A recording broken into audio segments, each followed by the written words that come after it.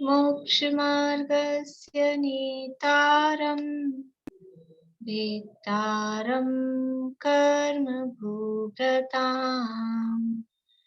ज्ञातारं विश्वतत्त्वानां वन्दे तद्गुणलब्धये वन्दे तद्गुणलब्धये। मोक्षमार्ग के नेता एवं कर्म पर्वतों के भेदक और विश्व के सब तत्वों के ज्ञायक चेतन संवेदक सद्गुण आप समान प्राप्त हो यही भावना भाकर दे विनय पूर्वक करूं वंदना बारंबार जिनीश्वर दे बारंबार जिनीश्वर दे।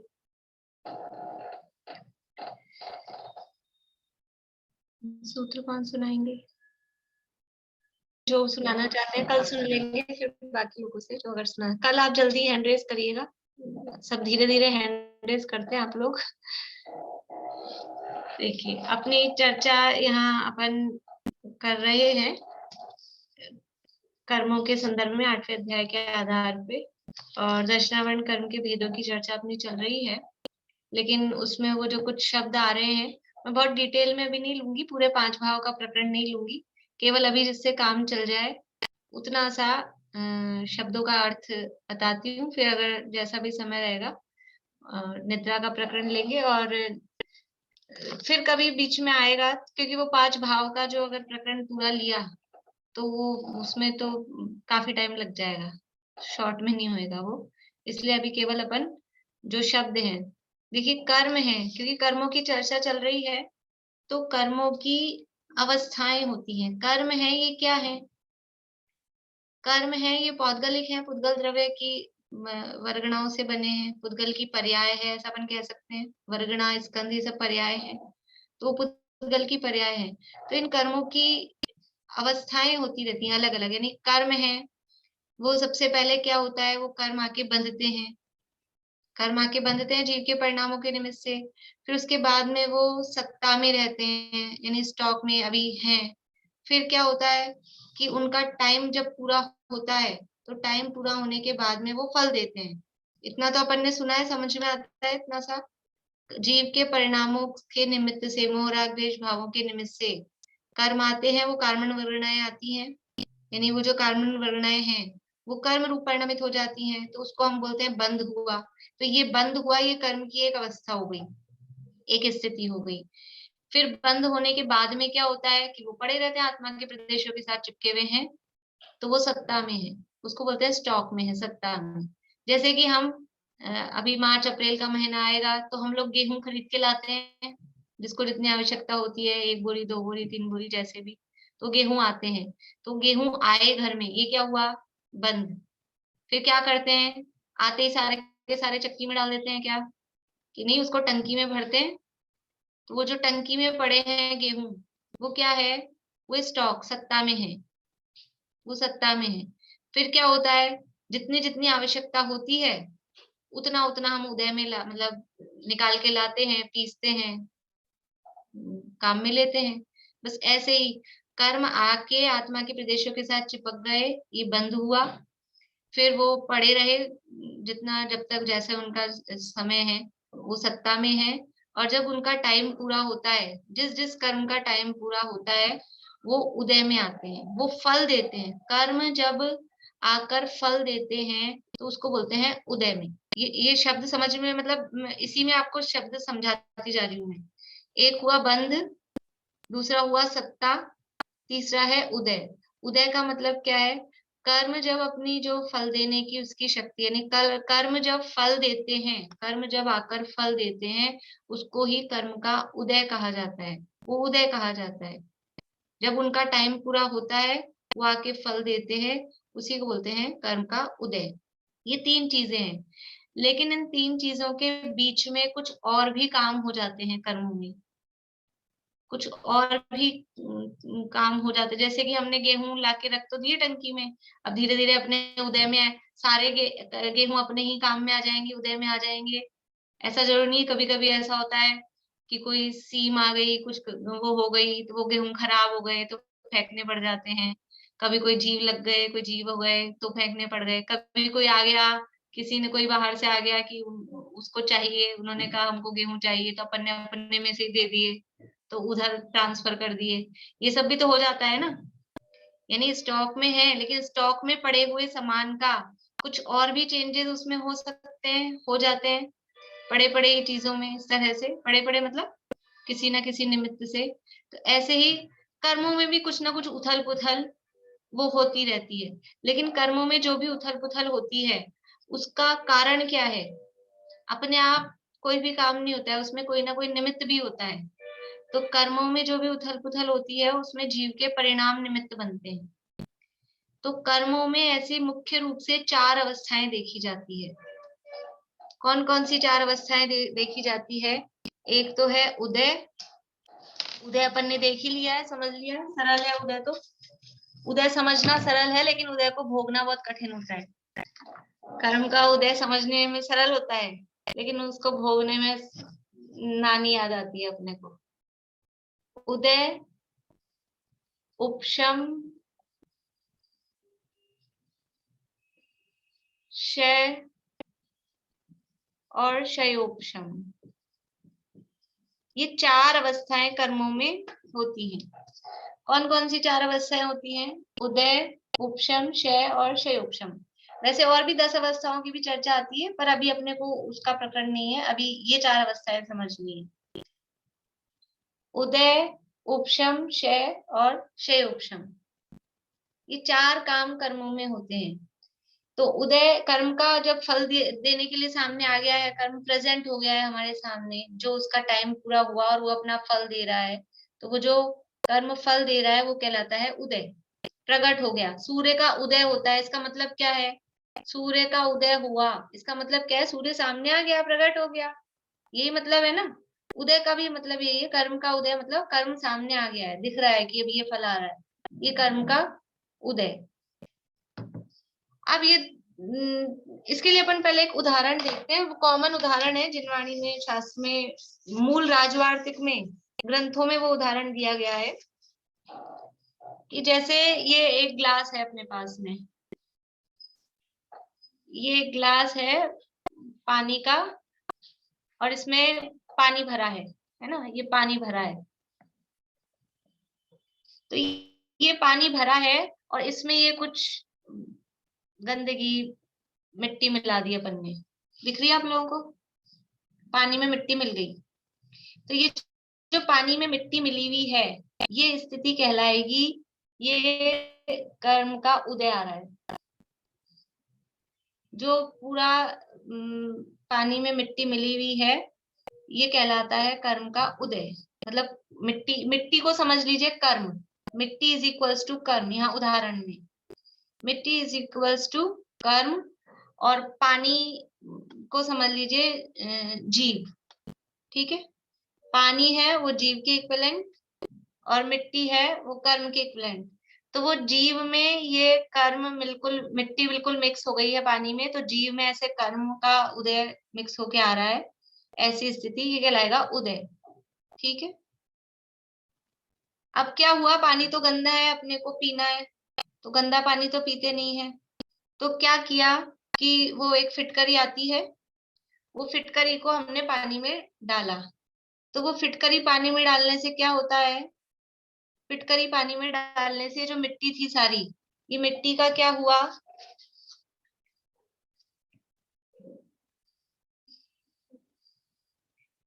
ये पानी है और अब ये मिट्टी सारी यहाँ पर नीचे आके जम गई। फिटकरी डाली तो जो मिट्टी थी वो मिट्टी सारी नीचे जाके बैठ गई। देखा होगा ये तो प्रैक्टिकल घर में इस तरह का, वैसे भी मिट्टी नीचे जम जाती थोड़ी देर बाद में, तो मिट्टी नीचे जम गई। तो ये क्या हो गया, मिट्टी दब गई, है ना। मिट्टी मतलब कर्म, तो ये कर्म क्या हो गए, दब गए। तो ऊपर का पानी कैसा हो गया है, एकदम क्लीन दिख रहा है, ऊपर ऊपर का पानी एकदम क्लीन है। तो इसको बोलते हैं, कर्म का हो गया उपशम। उपशम का अर्थ होता है दबना, ये हो गया उपशम। ये था उदय, ये था कर्म का उदय। ये मिट्टी उठ उठ के आ गई थी ना, प्रकट हो गई थी, ये मिट्टी प्रकट हो गई थी, ये था उदय। अब ये मिट्टी दब गई है, ये है उपशम। कर्म का भी अपन मिट्टी को ही ध्यान दे रहे हैं, तो कर्म का उदय, कर्म का उपशम। अब क्या हुआ कि थोड़ा सा किसी का हल्का सा टल्ला लगा ग्लास पे, तो थोड़े से कोई तिनके विनके थे, कुछ कचरा था, मोटा मोटा कुछ भी, हल्के फुल्के होते तिनके। अभी तो सब दब गए थे, लेकिन कुछ अपना धक्का लगा, कुछ हुआ, तो ये एक दो तिनके ऐसे यहाँ पर ऊपर आ गए।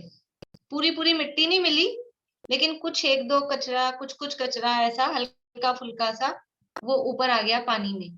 तो अब ये पानी कैसा हो गया कि मिट्टी नीचे दबी भी है, पानी साफ भी दिख रहा है, लेकिन कुछ कचरा भी दिख रहा है। तीनों पोजीशन दिख रही है, मिट्टी दबी हुई भी है इसमें, लेकिन कुछ कचरा मिल भी गया है, और वैसे देखा जाए तो पानी इतना गंदा भी नहीं है, साफ भी है लेकिन पूरा साफ भी नहीं है, पूरा गंदा भी नहीं है। ऐसी स्थिति है ना इस पानी की, ना पूरा साफ है ना पूरा गंदा है। तो इस स्थिति को कहते हैं क्षयोपशम। जब कुछ कर्म तो दबे हुए हैं और कुछ कर्म का उदय आ रहा है, कुछ कर्म दबे हुए हैं, ऐसा क्षय और उपशम, मतलब इस तरह की जो मिश्र वाली स्थिति है, उसका नाम है क्षयोपशम। इसको मिश्र भी कहते हैं, ये मिश्र वाली स्थिति है। कर्म कुछ दबे हुए हैं, कुछ उदय में है, कुछ दबे हुए हैं, ऐसी स्थिति क्षयोपशम कहलाती है। ये सब अपनी भाषा में मैं बोल रही हूँ, परिभाषा, उनकी परिभाषाएं हैं, वो शब्द बड़े कठिन कठिन लगेंगे अभी आप लोगों को, इसलिए ऐसा ही समझ लीजिए कि कुछ कर्म दबे हुए हैं, कुछ कर्म उदय में है, ऐसी मिली जुली स्थिति वो क्षयोपशम कहलाती है। समझ में आ रहा है कि नहीं आ रहा है, अभी आ रहा है बिल्कुल। तीन हो गए, उदय, उपशम, क्षयोपशम। अभी क्या था कि अब अपन एक और, ये जो अपना समझ लीजिए जो उपशम हुआ था ना, बोलिए शिमला बाबू। आपने ये क्षयोपशम के लिए क्या बोला अभी? कर्म कुछ दबे हुए, कुछ कर्म दबे हुए भी है, कुछ कर्म उदय में भी है, ऐसी मिली जुली स्थिति वो क्षयोपशम है। अभी ये पानी था और ये गंदा था, फिर अपन ने फिटकरी डाली थी और वो मिट्टी नीचे जम गई थी, है ना। मिट्टी नीचे जम गई थी, उसके बाद में क्या हुआ कि अपन ने उस पानी को दूसरे ग्लास में नितार लिया, छान लिया, तो वो मिट्टी बिल्कुल पूरी की, अब नीचे भी मिट्टी नहीं है, मिट्टी बिल्कुल हट चुकी है उस पानी में से। अभी उपशम में तो नीचे मिट्टी थी, क्षयोपशम में कुछ कुछ बीच में भी मिली हुई थी, लेकिन अब ये जो पानी, अपन ने मिट्टी को बिल्कुल बाहर फेंक दिया, और अब ये जो पानी अपने पास आया है, ये कैसा है, एकदम क्लीन। इसमें से मिट्टी का क्या हो गया है, पूरा क्षय, यानी कर्म का जहां पूरा हो गया है क्षय, पूरे तरह से कर्म नष्ट हो गए हैं, वो स्थिति कहलाती है क्षय। चार स्थितियां कर्मों की होती हैं इस तरह से। उदय यानी कर्म प्रकट हो गए हैं, फल दे रहे हैं, वो कहलाता है उदय। कर्म फल नहीं दे रहे, दबे हुए हैं, कर्म दबे हुए हैं का मतलब है वो फल नहीं दे रहे अभी, तो वो कहलाएगा उपशम। और कुछ कर्म दबे हुए हैं, कुछ कुछ मामूली उदय भी आ रहा है, ऐसी स्थिति वो कहलाती है क्षयोपशम। क्षयोपशम में क्या हो रहा है, कर्म कुछ तो अपना फल दे रहे हैं, कुछ नहीं दे रहे हैं, क्योंकि कुछ दबे हुए हैं, कुछ प्रकट हैं, ऐसी मिक्स वाली स्थिति है। तो क्षयोपशम में कुछ उसका फल मिल रहा है, कुछ फल नहीं मिल रहा है, ऐसी स्थिति है, तो वो कहलाता है क्षयोपशम। और क्षय में क्या है कि कर्म का पूरी तरह से नाश हो चुका है, अब किसी भी रूप में कर्म का फल, कर्म का उदय अब नहीं है, तो वो कहलाता है कर्म का क्षय। उदय, उपशम, क्षयोपशम और क्षय, ये चार चीजें हैं। ये चार बातें समझ में किसको नहीं आई? आयुषी जी आ गई समझ में? और कल किनको समझ में नहीं आ रही थी? अनीता जी आ गई ना? बाकी और सब लोग? आशा आंटी, आशा आंटी ने तो पढ़ा हुआ ही है, ठीक है ना? क्लियर है आपको? मतलब जिन लोगों को विशेष, मेरे को, मैं नाम ले रही हूँ इसका मतलब ये नहीं है औरों को भी जिनको नहीं आ रहा हो। आया सबको समझ में? अभी ये तो है कर्म की तरफ से चार नाम, ठीक है? उदय, उपशम, क्षयोपशम और क्षय, ये कहलाते हैं कर्म की, ठीक है? अब ऐसे के, क्योंकि यहाँ कर्म में जो कुछ हो रहा है, तो ये पानी को अपन ने किसके इक्विवेलेंट किया था, किसकी उपमा दी थी पानी को? जीव की। तो जीव में भी कुछ हो रहा है ना, ये तो कर्मों में हो रहा है। अभी जीव में भी कुछ हो रहा है, जब कर्मों में कुछ कुछ होता है तो उसके पैरेलल जीव में भी कुछ होता है। तो वहां जीव के लिए क्या नाम मिलते हैं वो बताते हैं। बोलिए प्रेमलता जी। जो शुरू में आपने बोला था कि गिलास में मिट्टी मिली हुई है पानी में, तो वो आपने कहा वो उदय है, हाँ। कर्म का उदय है। तो वो तो सत्ता में हुए ना, उदय उसको बोलेंगे या सत्ता बोलेंगे उसको? नहीं, अभी वो सत्ता वाले ही उदय में आते हैं। अभी वो तो मैंने शब्द बताए थे आपको समझाने के लिए, अभी आप सत्ता वो भूल जाइए, अभी तो ये चार ही शब्द समझने हैं, ठीक है ना? क्योंकि जो सत्ता में है उसी का उदय आता है। बिना सत्ता में रहे तो उदय में आएगा ही नहीं। अपने पास टंकी में गेहूं होंगे ही नहीं और अपन आटा पीसेंगे किसका? तो वो सत्ता वाले का ही उदय आता है, तो सत्ता में तो है। पर अभी उसको ध्यान मत दीजिए, अभी तो ये चार चीजें समझ लीजिए, ठीक है ना? ठीक। तो ये तो हुआ कर्मों में। कर्म का होता है उदय, या होता है उपशम, या होता है क्षयोपशम, या होता है क्षय। ये चार चीजें होती है कर्म में। लेकिन जब जब कर्मों में उदय होता है, या उपशम होता है, या क्षयोपशम होता है, या क्षय होता है, तो जीव में क्या होता है उस समय? उस समय जीव में क्या होता है? जीव में कुछ भाव होते हैं, क्योंकि दोनों का निमित्त नैमित्तिक संबंध है, ये अपन ने देखा था। कर्म के निमित्त से जीव की अवस्था होती है, जीव के परिणामों के निमित्त से कर्म में ये अवस्था होती है, कर्म बंध जाते हैं। और कर्म का जब उदय आता है तो उसके निमित्त से जीव के वैसे वैसे भाव होते हैं, वैसी वैसी जीव की अवस्थाएं होती है। तो जीव की उन अवस्थाओं को क्या कहेंगे? तो जब कर्म का उदय होता है, जिस समय कर्म का उदय है, उस समय जीव के जो भाव होते हैं, उन भाव को बोलते हैं औदयिक भाव। औदयिक, आप लोगों को शब्द अच्छे से देखना हो तो अपने तत्वार्थ सूत्र में, ये तत्वार्थमणि प्रदीप में दूसरा अध्याय है, और शुरू में ही ये इनकी चर्चा है। पेज नंबर 88 से लेके 89, 90, 91, 92, इन 4-5 पेजों में आप देख सकते हैं। कोई शब्द वगैरह आपको देखने हो तो परिभाषाएं भी देख सकते हैं, आपको समझ में आती हो वहां से अगर तो। उदय जब कर्म का हो रहा है, कर्म का हो रहा है, इसको ऐसे लिखिए, कर्म में और जीव में।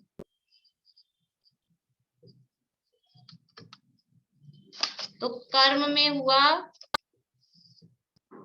हुआ उदय, तो जीव में क्या होता है? औदयिक भाव। जिस समय कर्म का उदय होता है उस समय जीव के जो भाव होते हैं, उन भावों को बोलते हैं औदयिक भाव। कर्म के उदय के निमित्त से जीव में जो भाव होते हैं, उन भावों को औदयिक भाव कहते हैं। जैसे कि मिट्टी जब पानी में मिली हुई है तो उस पानी को पानी नहीं कहते, फिर उस पानी को कहते हैं गंदा। गंदा पानी, वो मिट्टी के निमित्त से जो पानी मिल हो गया है उसको बोला गंदा पानी। ऐसे कर्म के निमित्त से जीव के जो भाव हुए उसको बोल रहे हैं औदयिक भाव, ठीक है? फिर है इधर कर्म में हुआ उपशम। तो जब कर्म में होता है उपशम, तो कर्म के उपशम के समय जीव में, देखो ये कोई किसी को करता है, केवल निमित्त नैमित्तिक संबंध है। निमित्त नैमित्तिक संबंध का मतलब क्या है कि सब में अपना अपना होता है, बस ये अनुकूल होते हैं, सहायक होते हैं, सामने खड़े होते हैं। तो जिस समय कर्म में उपशम हुआ, उस समय सामने जीव में कैसे भाव होते हैं, या जीव में जब ऐसे वाले भाव होते हैं तो उस समय कर्मों में क्या होता है, दोनों का आमने सामने ऐसा निमित्त नैमित्तिक संबंध है। तो कर्म के उपशम के समय जीव के जो भाव होते हैं उन्हें कहते हैं औपशमिक, औपशमिक भाव।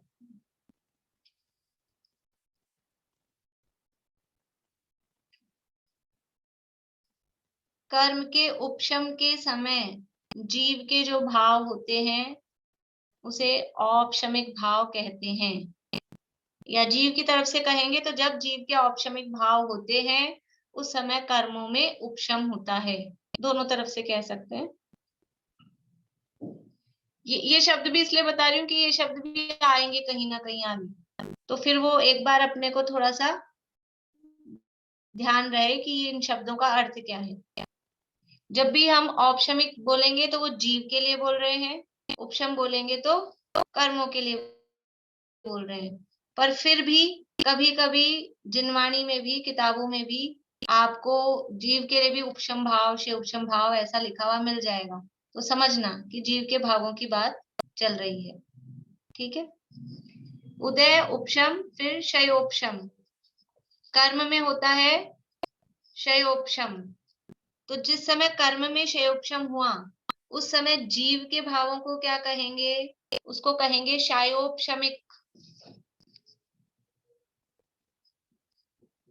शायोपशमिक।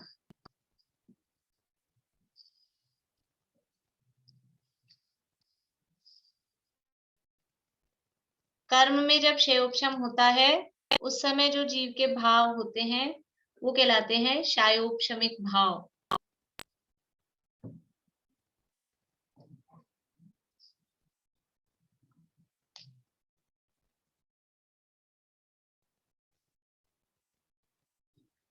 अभी थोड़ा सा आपसे पूछती हूँ, जीव में औपशमिक भाव है, इसका मतलब क्या है?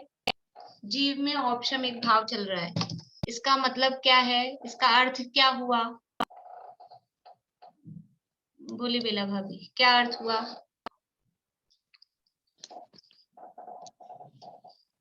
जीव को एक बार है ना सम्यक दर्शन मतलब वो प्राप्त हो गया। ठीक है, अभी सिंपल बताना है कि जीव के कर्मों में क्या हो रहा है उस समय।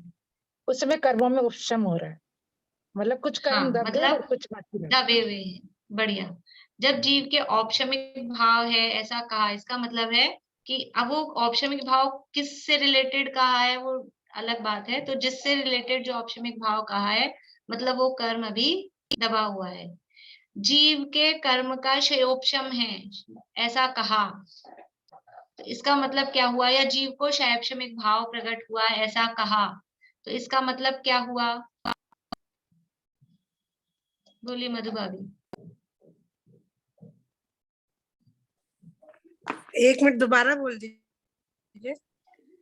जीव क्या के कह रहे थे? शयोपशमिक भाव, जीव के शयोपशमिक भाव प्रकट हुआ, इसका मतलब क्या हुआ? इसका इससे क्या शायोग कहना शमी का चाहते? भाव है कि मतलब कुछ भाव क्षय उदय में है कर्म और कुछ कर्म क्षय हो रहे हैं, तो शायोग शमिक। देखिए यहाँ शयोपशमिक में क्षय शब्द का अर्थ क्षय नहीं समझना चाहिए। क्षय मतलब नष्ट हो गए पूरी तरह, ऐसा अर्थ नहीं समझना चाहिए। वहां पे उसका अर्थ दबे हुए हैं, उदय में नहीं है, ऐसा ही अर्थ समझना चाहिए। बोले शिमला भाभी, कर्म का जीव के शैवशमिक भाव प्रकट हुआ, इसका मतलब क्या समझना चाहिए? इसमें कुछ कर्म तो दबे हुए हैं और कुछ कर्म उठे हुए हैं। हाँ, बढ़िया।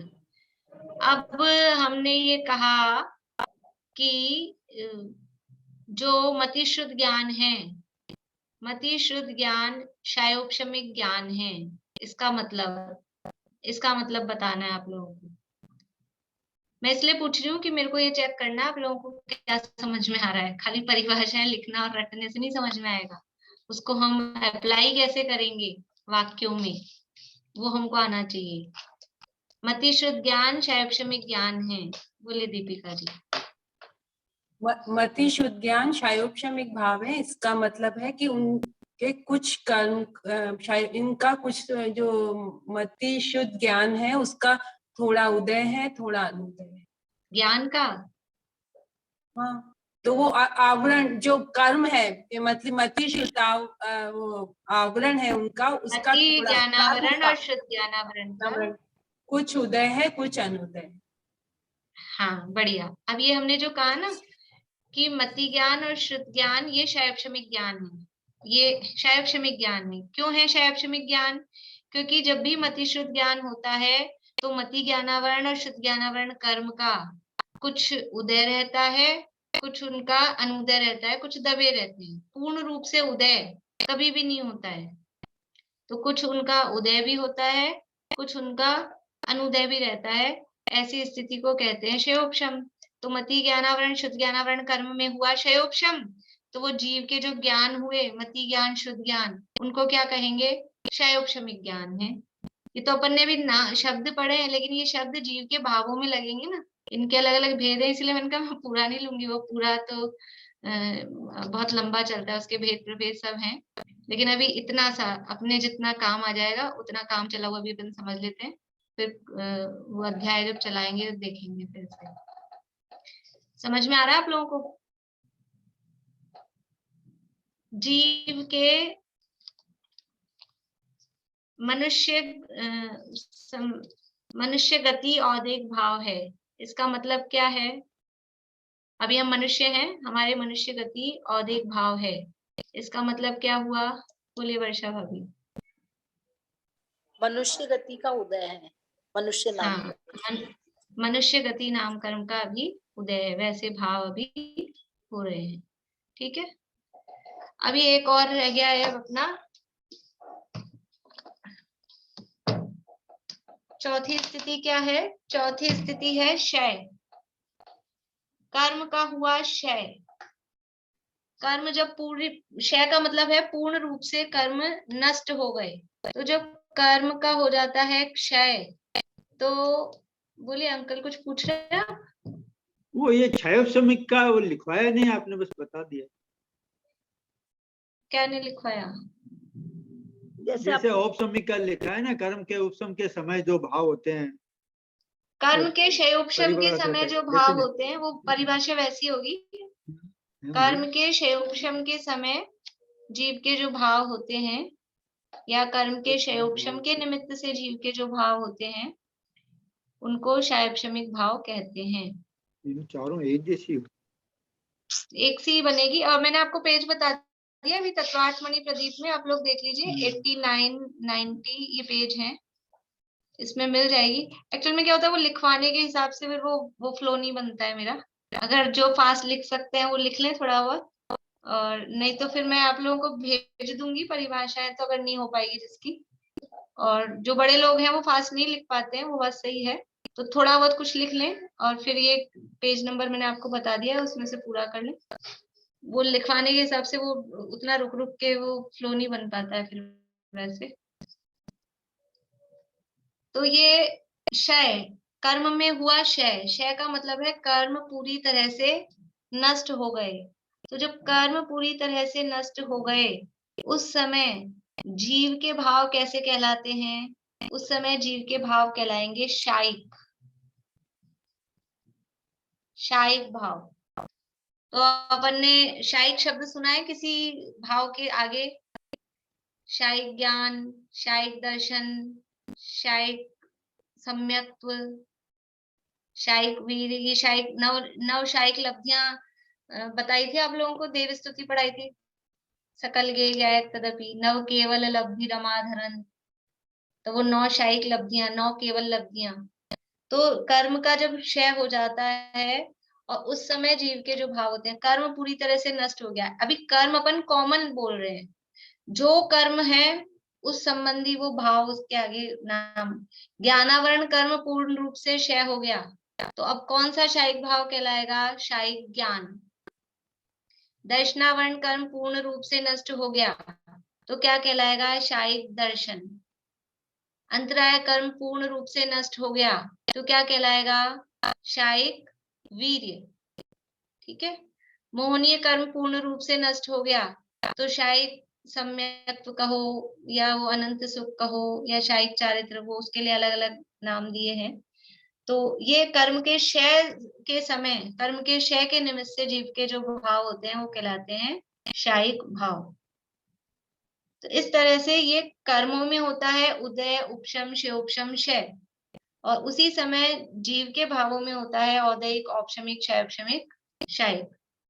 तो अब ये शब्द थोड़े बहुत जिन्होंने बिल्कुल पहली बार सुने हैं उनको बहुत ज्यादा क्लियर नहीं हुए होंगे, लेकिन अब कभी पढ़ेंगे आगे तो आपको ये तो लगेगा कि पढ़ा हुआ है, और कुछ कुछ उसका अर्थ लगाने की कोशिश आप करना कि इसका अर्थ क्या हुआ, इसका मतलब क्या हुआ, तो वो थोड़ी क्लियर होगी। फिर धीरे धीरे और अपन आगे पढ़ेंगे तो क्लियर होती जाएगी। और इनके फिर भावों के भेद आगे और हैं, तो उसमें अपन अभी नहीं जा रहे हैं, वो चैप्टर दूसरा चल जाएगा नहीं तो। अब अभी इसमें किसी को कुछ पूछना है तो अब आप पूछिए, नहीं तो फिर अपन थोड़ा सा चालू कर देते हैं निद्रा का प्रकरण।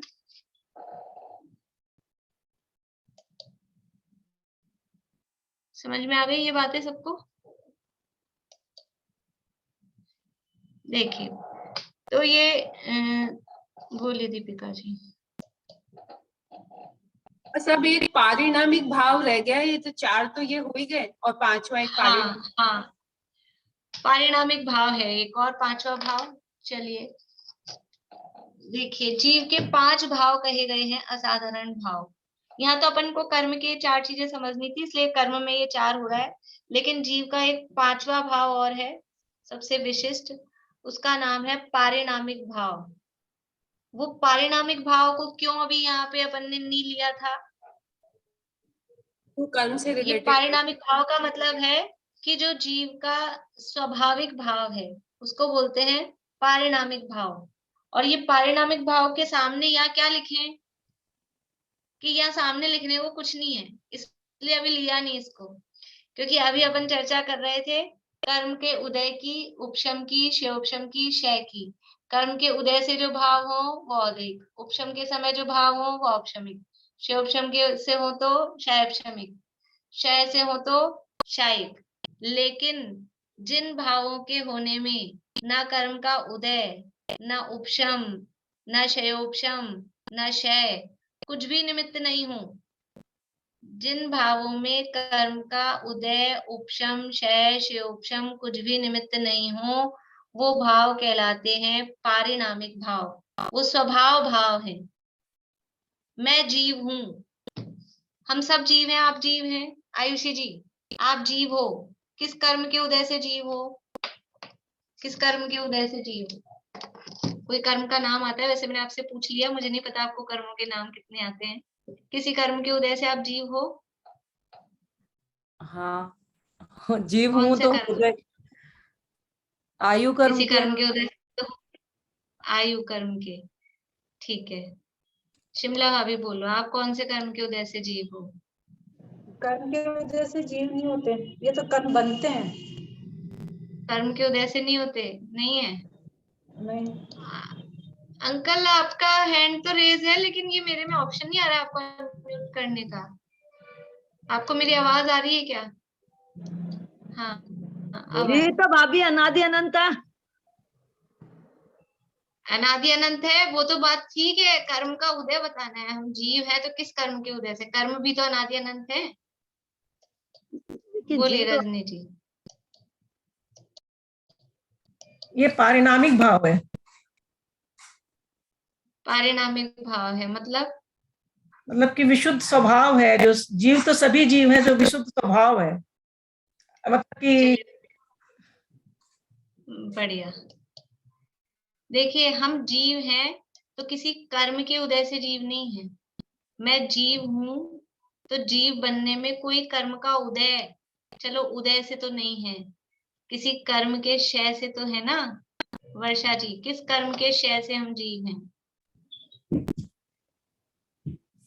हम हमेशा ही जीव है, अनादि से है, अनंत तक रहेंगे, ये हम लोग का स्वभाव है।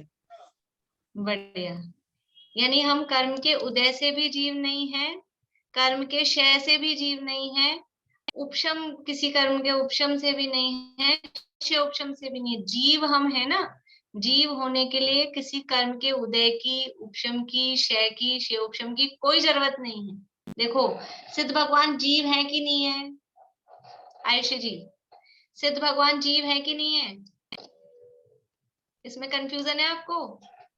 नहीं सिद्ध भगवान को जीव मानने में? जीव नहीं है? नहीं, मतलब जीव उनको सिद्ध मानने भगवान में जीव है वो। जीव है ना, सिद्ध हाँ। भगवान जीव हैं, उनके कौन से कर्म का उदय है? सिद्ध की परिभाषा सुनिए, आपने पढ़ी है? अभी अपन ने चलाई थी सैटरडे क्लास में। अभी मेरी क्लासेस में नहीं सुनी क्लासेस? तो सुनना, आप यूट्यूब पे भी है, उस पे भी है, सुन लेनी चाहिए। वो तो एक वीक में चलती है ना, उससे पहले कवर कर लेना चाहिए। तो सिद्ध भगवान के कौन से कर्म का उदय है? उनके किस तो कोई कर्म का उदय, उदय आठों में से? किसी भी किसी कर्म कर्म का का उदय नहीं है, नहीं है। उदय नहीं है। तो फिर उपशम है उनके?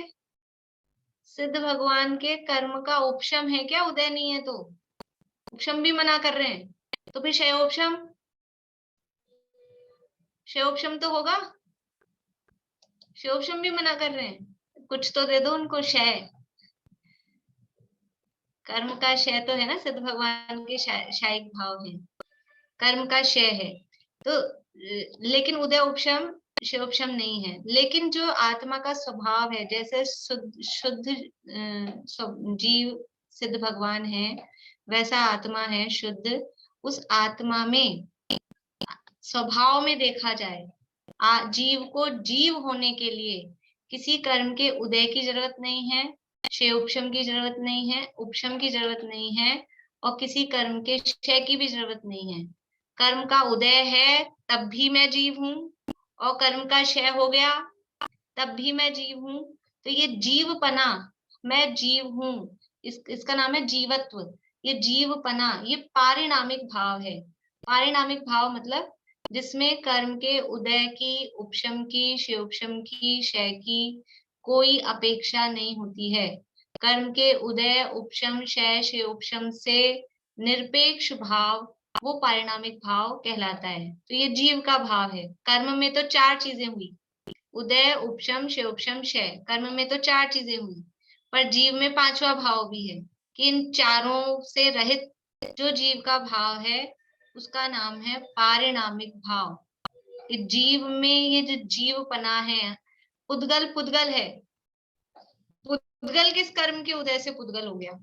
हम तो जीव हैं बिना किसी कर्म के उदय से। पुद्गल किस कर्म के उदय से पुद्गल हो गया? तो पुद्गल में कोई कर्म का उदय नहीं है। पुद्गल पुद्गल है, ये उसका पारिणामिक भाव है, उसमें उसके कोई कर्म के उदय की, क्षय की। धर्म द्रव्य है, अधर्म द्रव्य है, आकाश द्रव्य है। किसने बनाया हमको? जीव किसने बनाया? पुद्गल को पुद्गल किसने बनाया? कि कोई बनाने वाला नहीं है, ना कोई कर्म है बनाने वाला, ना कोई भगवान है, ना कोई माता पिता है, कोई किसी को बनाने वाला नहीं है। तो जो जीव है वो जीव अपने से है, स्वयं से है, उसका जीवपना ये है, कहलाता है पारिणामिक भाव। पारिणामिक, परिणाम से, स्वभाव से जो भाव हो उसका नाम है पारिणामिक भाव। तो ऐसा ये पारिणामिक भाव ये जीव में होता है। बोलिए शिमला बाबू। तो ये जीवत्व शक्ति किसको कहते हैं? जीवत्व शक्ति यही है इसी को कि बोलेंगे। हाँ, चैतन्य भाव प्राण जो धारण करने की शक्ति है, चैतन्यपना, इसका नाम है जीवत्व, जीवपना। जीव किसे कहते हैं? कि जो जानता देखता है। जानता देखता है मतलब वो चैतन्य जिसमें है, चेतना। जानना देखना ही चेतना कहलाती है, ज्ञान चेतना, दर्शन चेतना। तो जिसमें चेतना है वो जीव है, जो जानता देखता है वो जीव है। तो जिसका स्वभाव चैतन्य है उसका नाम, उस शक्ति का नाम जीवत्व शक्ति।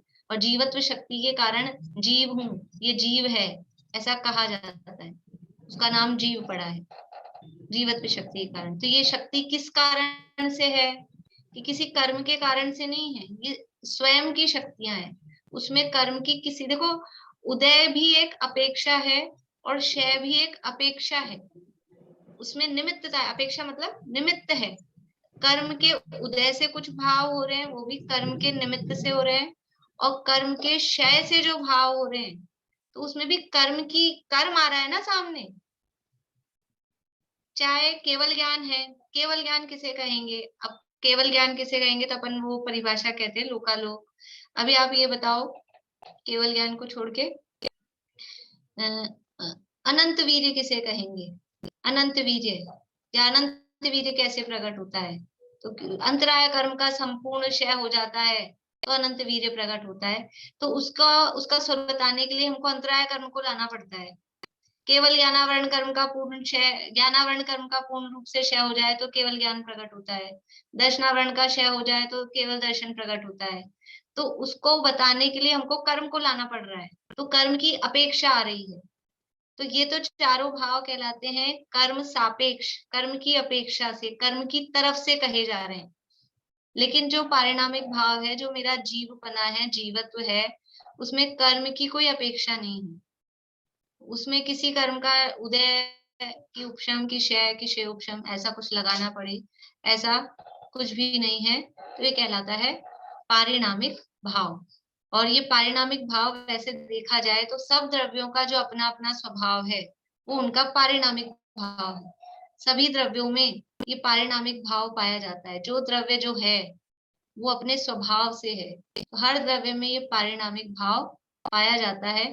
पर जीव में जो पारिणामिक भाव पाया जाएगा उसका नाम होगा जीवत्व। पुद्गल में जो पाया जाएगा वो पुद्गलपना है उसका। तो जीव में जीवत्व नाम का पारिणामिक भाव हमेशा सब में, निगोद वाला हो, निगोदिया हो, चाहे चूहा, बिल्ली, कुत्ता, मक्खी, मच्छर हो, चाहे देव हो, चाहे नारकी हो, चाहे मनुष्य हो, सब में ये जीवपना, जीवत्व, ये पारिणामिक भाव सब में, बिना किसी कर्म के उदय के। देखो आपने जो कहा था ना आयुषी, कि मनुष्य आयु का उदय है, आयु मनुष्य के उदय के कारण मैं जीव हूँ। तो मनुष्य के आयु के उदय के कारण हम जीव नहीं है, उसके कारण तो हम मनुष्य हैं। मनुष्य आयु का उदय है, उसके कारण हम जीव नहीं है, उसके कारण तो हम मनुष्य। अगर ये हम पूछते हैं कि हम मनुष्य क्यों हैं, तो हम कहते हैं हमारे मनुष्य गति नाम कर्म का उदय है, मनुष्य आयु का उदय है, इसलिए हम मनुष्य हैं। वो बात तो ठीक है, लेकिन हम जीव क्यों हैं? अभी हम पढ़ेंगे, पूरा अध्याय अपना पूरा होगा, पूरे 148 नाम अपन पढ़ेंगे, सीख लेंगे, याद कर लेंगे। फिर आप ढूंढना कि कोई कर्म ऐसा है क्या जीव, जीव वाला, जीव पने वाला, कि जिसके उदय में जीव बन जाता हो। ऐसा कोई कर्म नहीं है कि जिसके उदय में या जिसके क्षय से, ज्ञानावरण तो है जिसके क्षय से वो केवल ज्ञान प्रकट होता है, ज्ञान प्रकट नहीं होता। देखो ज्ञानावरण कर्म के क्षय से क्या प्रकट होता है? मति ज्ञानावरण के शिवोपशम से मति ज्ञान, शुद्ध ज्ञानावरण कर्म के शिवोपशम से शुद्ध ज्ञान, अवधि ज्ञानावरण के शिवोपशम से अवधि ज्ञान, मन परे के से मन परे ज्ञान, और केवल ज्ञानावरण के क्षय से केवल ज्ञान। लेकिन ज्ञान कौन से कर्म के क्षय से प्रकट होता है? ज्ञान, ज्ञान तो सदा काल है, ज्ञान पारिणामिक भाव है। ज्ञान किसी कर्म के क्षय से प्रकट नहीं होता है, ज्ञान तो जीव का स्वभाव है, वो अनादिकाल से है। लेकिन ये मति, श्रुत, अवधि, मन परे, ये तो उसकी अवस्थाएं हैं। वो अवस्थाएं उस कर्म के क्षय उपशम से अथवा क्षय से वो प्रकट होती है। अभी इसमें से थोड़ी सी बात इसी के संदर्भ में और कर लेते, अपन 5 मिनट हैं। 8 कर्म हैं, ठीक है, 8 कर्म हैं। 8 कर्म में से 4 घातिया कर्मों के नाम तो अलग अलग लिखना।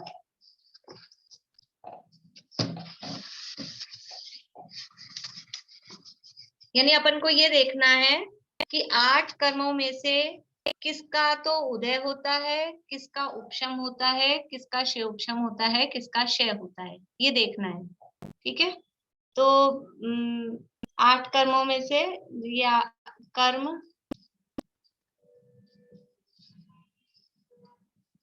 घातिया, अघातिया, और घातिया कर्मों के चारों के नाम अलग अलग लिखना। क्या क्या नाम है घातिया कर्मों के?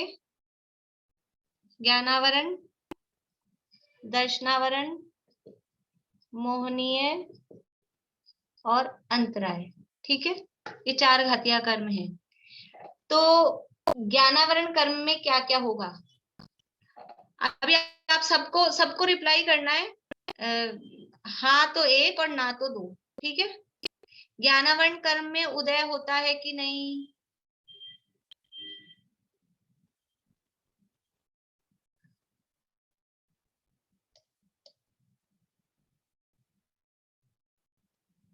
बढ़िया, हाँ, ज्ञानावरण कर्म में उदय होगा।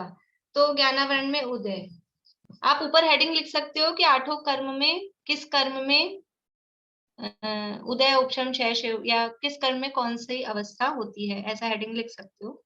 तो ज्ञानावरण में उदय होगा, क्षय उपशम होगा कि नहीं? आशा आंटी, मुझे आपकी उंगली नहीं दिख पाती है, थोड़ी ऊंची ऐसे दिखाइए। हाँ, क्षय उपशम होगा। ठीक है, अब आप लोग जो जवाब दे रहे हैं ना, हाँ, इसका मतलब आपको समझ में आ गया है। अब मैं जो आगे पढ़ाऊंगी वो इसी आधार पे पढ़ाऊंगी कि आप लोगों को समझ में आ चुकी है ये बात। फिर ऐसे मत कहना आप कोई कि हमारे समझ में नहीं आई थी। ठीक है ना? क्षय उपशम होता है ज्ञानावरण में, सही जवाब है। ज्ञानावरण कर्म में उपशम होता है कि नहीं? हाँ के लिए 1 है, ना के लिए 2 है। 1 वाले तो उंगली दिखा रहे हैं, 2 उंगली किसी की नहीं आ रही है, सब 1 उंगली दिखा रहे हैं। 1-2 लोग 2 दिखा रहे हैं, 2 वाले कंफ्यूजन में दिखाएं कि नहीं दिखाएं। ज्ञानावरण कर्म में उपशम नहीं होता, ज्ञानावरण कर्म में उपशम नहीं होता। कर्म का जो उपशम है, ज्ञानावरण कर्म का उपशम हो जाएगा, इसका मतलब क्या है कि ज्ञानावरण कर्म, 5 प्रकार के ज्ञानावरण कर्म, पूरा ज्ञानावरण कर्म दब गया है, तो ऊपर का पानी वो क्लियर हो गया था। तो जब ज्ञानावरण कर्म दब जाएगा, कर्म का उदय बिल्कुल नहीं है, वो कर्म दबा हुआ है, इसका मतलब है उदय में कुछ भी नहीं है, तो क्या हो जाएगा? केवल ज्ञान प्रकट हो जाएगा। ज्ञानावरण कर्म जब उदय में बिल्कुल भी नहीं है, तो क्या होगा? बाहर में जीव के केवल ज्ञान प्रकट हो जाएगा। थोड़ी देर के लिए केवल ज्ञान हुआ और फिर वापस से कचरा आ गया, मति ज्ञान हो गया, कर्म का उदय आ गया। ऐसा नहीं तमाशा होता है। केवल ज्ञान प्रकट होने के बाद में ऐसा नहीं होता है कि एक बार केवल ज्ञान प्रकट हो गया और फिर वापस से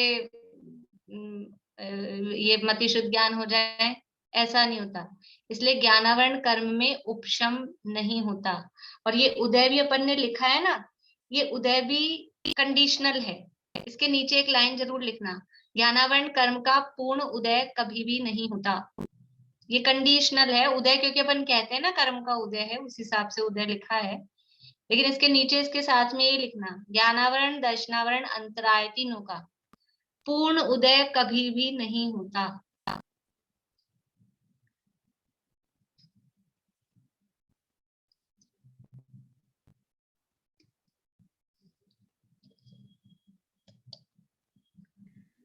भाभी तो ये तो क्षयोपशम में आ गया ना, उदय हाँ, नहीं क्षयोपशम होगा। में आएगा, क्षयोपशम में ही आएगा। तो तो फिर उदय ज्ञानावरण नहीं का होगा। एक्चुअल में होता है, हाँ, ज्ञानावरण का होता है क्षयोपशम या क्षय, यानी अपन फुल फ्लैश कहें तो उसमें होता है वास्तव में क्षयोपशम या क्षय।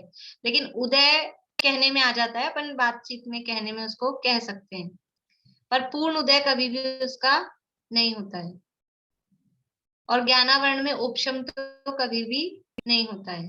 ठीक है, तो ज्ञानावरण में होता है क्षयोपशम, और क्षय होता है कि नहीं ज्ञानावरण का? क्षय कौन कौन से कर्मों में होगा, या उल्टा पूछती हूँ, कौन से कर्म का क्षय नहीं हो सकता है? क्षय तो 8 ही कर्मों का होगा, क्षय नहीं होगा तो सिद्ध कैसे बनेंगे? तो क्षय वाला अब आपको ये अपना टाइम अपना हो गया है, तो ये चार्ट आपको पूरा करना है। ठीक है, पेंसिल से लिख लेना, गलत होगा तो कल ठीक करेंगे, कल अपन यहाँ सॉल्व करेंगे, लेकिन करना आप लोग, तो मुझे अच्छा लगेगा। और फिर वही ऐसे आ जाएंगे ब्लैंक, तो फिर क्या है वो, मैं बता तो दूंगी, कंसेप्ट आप लोगों को क्लियर नहीं होगा। खुद करेंगे तो कंसेप्ट क्लियर होगा, है ना? गलत आए गलत सही कोई बात नहीं, कंफ्यूजन हो तो कंफ्यूजन लिख लेना कि इसमें कंफ्यूजन है, क्या होगा। तो ज्ञानावरण कर्म में क्षयोपशम होता है और क्षय होता है, उदय किसी अपेक्षा से कह देते हैं, उपशम बिल्कुल भी उसमें नहीं होता है। और ज्ञानावरण का जैसा है वैसा ही दर्शनावरण और अंतराय का है, ये भी मैंने बता दिया। ठीक है, फिर भी आप लोग सोचना कैसे होगा। अब बाकी का बच गए मोहनीय कर्म और आघातीय कर्म, वो आपको इतना सा काम बचा है, 3 तो अपन ने कर ही लिए हैं, तो वो आप लोग देख के आना, नहीं अपन कल कर लेंगे, कल सॉल्व कर लेंगे उसको। और थोड़ा सा वापस से इसको एक बार पढ़ना, जिनको नहीं समझ में आया हो एक बार वापस से जो लिखा है उसको पढ़ना, सोचना, फिर आगे फिर कल करेंगे चर्चा। अभी किसी को कुछ प्रश्न हो इसी संदर्भ में, कुछ नहीं समझ में आया हो, बोलिए अंकल। उद्गल की जो उत्पत्ति होती है उसमें निमित्त तो एक इंद्रिय जीव ही होता है। किसकी उत्पत्ति? उद्गल की, जैसे मान लो पेंसिल है या पत्थर है, हाँ। तो एक इंद्रिय जीव का जो मरण अवस्था है उसको अलग कर दिया, तो उत्पत्ति का स्थान तो पुद्गल का तो एक इंद्रिय हुआ ना। नहीं नहीं नहीं नहीं नहीं, वो तो जीव ने उस शरीर को धारण किया था, जीव का वो शरीर है, लेकिन वो पुद्गल जो है वो पुद्गल सब अनादि से है। पुद्गल पुद्गल क्यों बना, प्रश्न ये है, पुद्गल पुद्गल क्यों बना? तो वो पुद्गल जीव के निमित्त से नहीं, और अभी तो खैर निमित्तता तो अपन कह दें, यहाँ तो किस कर्म की उदय की बात चल रही है, तो पुद्गलों में तो कोई कर्म के उदय ऐसे होते नहीं है, पुद्गल तो सहज है, और जीव के निमित्त से वो पुद्गल नहीं बना है, वो उसमें खुद में ऐसी योग्यता थी कि उसको ऐसा परिणमित होना। अनादिकाल से पुद्गल है, जीव से अनंत गुणे पुद्गल हैं, वो सब अपनी योग्यता से परिणमित होते हैं, और वो तो जीव वहां जाके उत्पन्न होते हैं, जीव उन पुद्गलों को ग्रहण करके शरीर का निर्माण करते हैं। पुद्गल तो है पहले से ही, अनादि से ही है, जैसे जीव अनादि से है वैसे अनादि से ही पुद्गल है, पर वो उनके उस रूप परिणमित होने में वो निमित्त नैमित्तिक संबंध आपस में है, तो वो तो जीव की भी अवस्थाएं बन रही है ना, पुद्गल के निमित्त से, कर्म के निमित्त से जीव की अवस्थाएं बन रही हैं, वो अवस्थाएं हैं। लेकिन जीव क्यों पैदा हुआ, फिर तो हम कह देंगे पुद्गल के निमित्त से जीव पैदा हुआ है, शरीर और संयोग, और फिर उसमें जो कारण कहते हैं, माता पिता रज वीरज मिलकर बनी देह तेरी, और जीव पैदा हुए, तो उसमें पुद्गलों का निमित्त कह देंगे। तो वो निमित्त वो अलग चीज है, यहाँ तो हम जीव हैं, हम हमारा कोई अलग अस्तित्व है कि नहीं है शरीर के पुद्गल के बिना भी, ऐसे उस पुद्गल का जीव के बिना कोई अस्तित्व है कि नहीं अपना, तो वो जो उनका अस्तित्व है वो उनके स्वयं से है, वो उनका पारिणामिक भाव है। तो जब तक पहाड़ से पत्थर जुड़ा हुआ रहता है उसको एक इंद्रिय जीव बोलते हैं अपन। एक इंद्रिय जीव, उसके अंदर जो जीव है ना उसको बोलते हैं, वो पत्थर तो तब भी पुद्गल ही है, पर वो एक इंद्रिय जीव का शरीर है। पर कथन, व्यवहार का कथन ऐसा है कि वो शरीर सहित जीव को जीव कहते हैं। ये मनुष्य जीव, ये कहा ये मनुष्य, तो ये मनुष्य में क्या है, ये मनुष्य में क्या क्या है, अकेला शरीर है कि अकेला जीव है, कि दोनों है, दोनों की मिलीजुली पार्टनरशिप है। मनुष्य किसे कहते हैं, एक ये ऐसा मनुष्याकार शरीर पुद्गल और उसके अंदर जीव, इन दोनों की मिलीजुली अवस्था को असमान जातीय द्रव्य पर्याय, इसका नाम मनुष्य अवस्था है।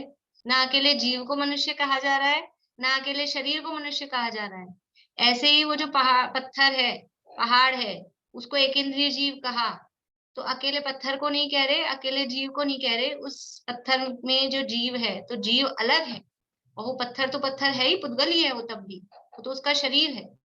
उन दोनों की असमान जाति, उनकी मिलीजुली जो पर्याय है, उसका नाम वो एक इंद्रिय जीव कहा जा रहा है, इसलिए वो तो पुद्गल ही है तब भी।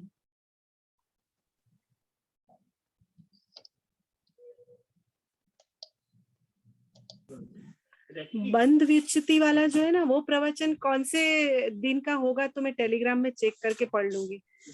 मीनू दी आप बताओगे? आप अगर YouTube पे सर्च करोगे तो YouTube पे ना वो हेडिंग डले हुए हैं, द्रव्य संग्रह की क्लासेस में है, तो YouTube पे इजीली मिल जाएगा, नहीं तो मैं ढूंढ के बता दूंगी। नहीं मीनू दी आपको मिल जाए तो आप देख के बता देना, बंध विच्छित्ति वाले क्लासेस, बंध विच्छित्ति, ठीक है ठीक है, मैं बता दूंगी। आप डाल देना, नंबर डाल देना या बता देना, या YouTube का निकल जाए तो YouTube का बता देना, जैसा भी है।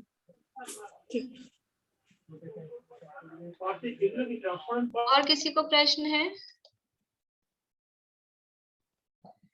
चलिए चिन्वाणी स्थिति करते हैं।